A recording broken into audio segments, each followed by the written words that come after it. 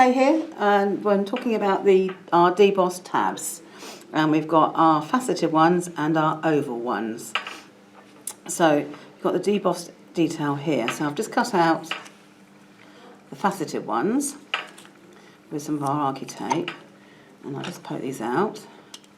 We've got the release hole in our dies as well, and you should be able to see, if the camera can pick it up, the debossed detail.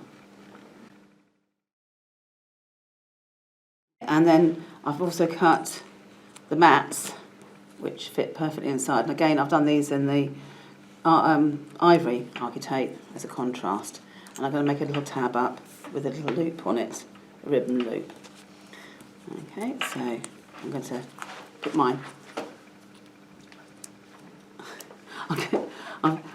Maggie's waving furiously at the camera for me to slow down, so I'll stop talking so fast.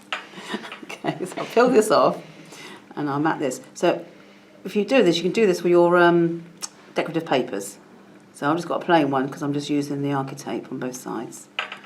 So it makes a nice, neat, smart tab, but it'll look fantastic with a little detail of graphic 45 or another detail paper in there.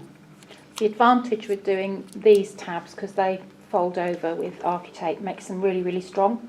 So they're not going to tear, are they, Kay? No, I cardstock. Yeah, I use all our tabs with the archi-tape, certainly as the base, and then maybe with a coloured cardstock in the middle. Okay, and you've got the debossed detail in there. It just gives that a squidge. Okay, and that's our little tabby bit. So what I'm going to do is I'm going to peel this back.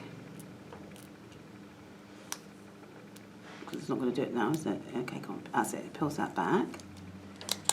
And I'm going to put a length of ribbon on,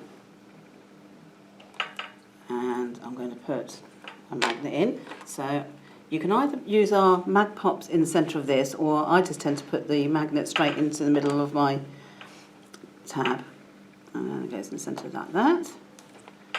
And then we're going to peel this back and put a little bit of ribbon across like that, just to hold that in place, and just put them together, and just put it around the edge, and that's sealed. And that is a nice little tab, nice and easy. It's got a magnetised tab.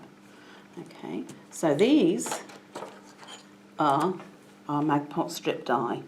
We had them originally a single one, with a flat circle, but we didn't necessarily use the flat circle so much, so somebody suggested that we put them in a strip because it got a bit boring cutting them out umpteen times.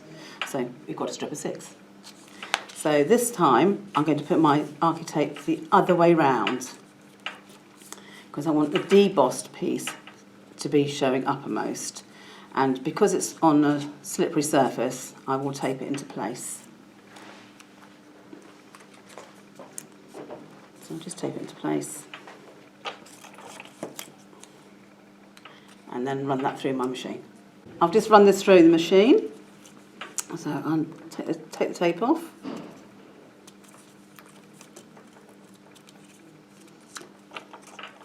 And use our release. I've now got 6 little Magpops. And I can just take my tape off this one, like that. So can you see, you've got the raised area here, and it looks a bit like a corn plaster, and that's where I'm going to put my magnet. So I'm going to peel this back off like this. And because I'm going to use it with the tab that I've just done, I'm just going to make sure the polarity is correct. So I'll give myself a magnet.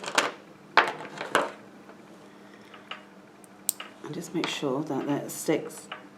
That's it, it sticks that way round. So I want to do that. Faces like, so that sticks my little magnet on there.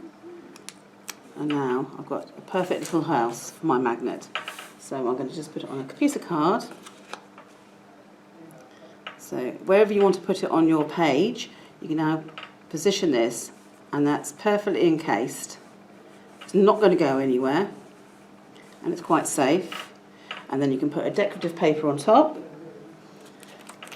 and then if you wanted to, and then put your Magpop on like that. So that can be underneath, it can be as a decorative piece on its own, or you could have it underneath decorative paper. Simple.